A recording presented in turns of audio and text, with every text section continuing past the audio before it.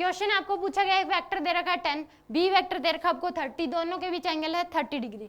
ये पूछा गया ए डॉट बी की वैल्यू बताओ। तो फर्स्ट पार्ट में पूछा गया आपके पास ए डॉट बी, तो ए डॉट बी होता है ए बी कोस थीटा। तो यानी कि ए का मैग्नीट्यूड है 10, बी का मैग्नीट्यूड है 30, बी का मैग्नीट्यूड दे रखा है 30 और कोस 30 डिग्री, कोस 30 डिग्री।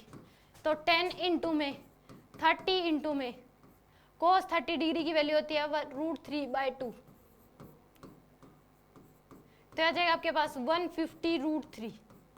कितना आंसर आएगा 150√3। तो फर्स्ट का आंसर आ जाएगा 150√3। और बी डॉट ए की वैल्यू भी 150√3 होगी, क्योंकि हमें पता है ए डॉट बी इक्वल होता है बी डॉट ए के। तो बी डॉट ए की अगर पूछा गया है बी डॉट ए, तो ये भी आ जाएगा बी ए कोस थीटा, क्योंकि ये एक स्केलर क्वांटिटी है, उससे स्केलर क्वांटिटी में ए डॉट बी करो या बी डॉट ए करो, मैग्नीट्यूड तो दोनों का सेम ही आएगा। तो यहाँ पे बी की वैल्यू है 30, ए की वैल्यू है 10 और कोस 30 डिग्री √3/2। तो आपके पास ये भी आ जाएगा 150√3। तो यहाँ पे हम कह सकते हैं कि ए डॉट बी हमेशा इक्वल होता है बी डॉट ए के, क्योंकि एक स्केलर क्वांटिटी है। इस केस में आप चाहे 3 × 2 करो या फिर 2 × 3 करो, आंसर सेम ही आता है। बट यहाँ पे ए क्रॉस बी पूछा है, ए क्रॉस बी होता है, थर्ड पार्ट में पूछा है ए क्रॉस बी, तो A B sine theta n cap, ये वेक्टर क्वांटिटी होगी। अगर दो फिजिकल क्वांटिटी जिसका आप क्रॉस प्रोडक्ट कर रहे हैं तो जो हमें आंसर मिलता है that is the vector quantity. But दो फिजिकल क्वांटिटी का आप डॉट प्रोडक्ट कर रहे हो तो वो हमें जो आंसर मिलता है वो क्या होता है, एक स्केलर क्वांटिटी ही होती है। तो ए डॉट बी क्या हो जाएगा, A B sine theta n cap. A की वैल्यू दे रखी है आपको 10, बी की वैल्यू है 30, साइन 30 डिग्री 1/2 इंटू में एन कैप, यह आ जाएगा 150 एन कैप।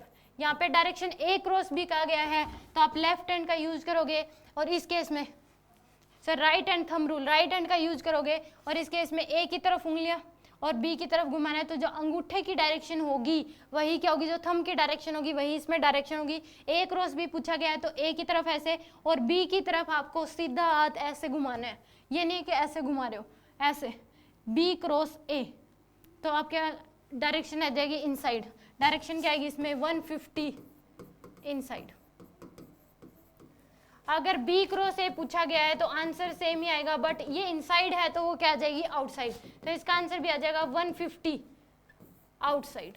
डायरेक्शन अपोजिट होती है, ए क्रॉस बी की जो डायरेक्शन होती है उसके अपोजिट होती है बी क्रॉस ए की। तो बी क्रॉस ए की जो आंसर आएगा वो आ जाएगा B A sine theta n cap.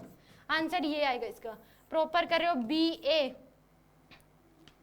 B A sine theta n cap, यह जाए आपके पास B A sine theta n cap.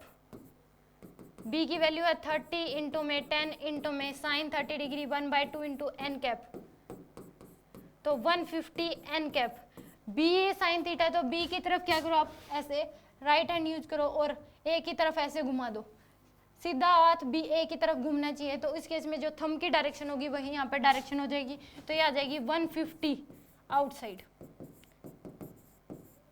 150 outside. तो फर्स्ट का आंसर आएगा 150√3, सेकंड का आंसर भी 150√3, थर्ड का आंसर आ जाएगा ए क्रॉस बी 150√3 इनसाइड, और इसका होगा 150√3 आउटसाइड।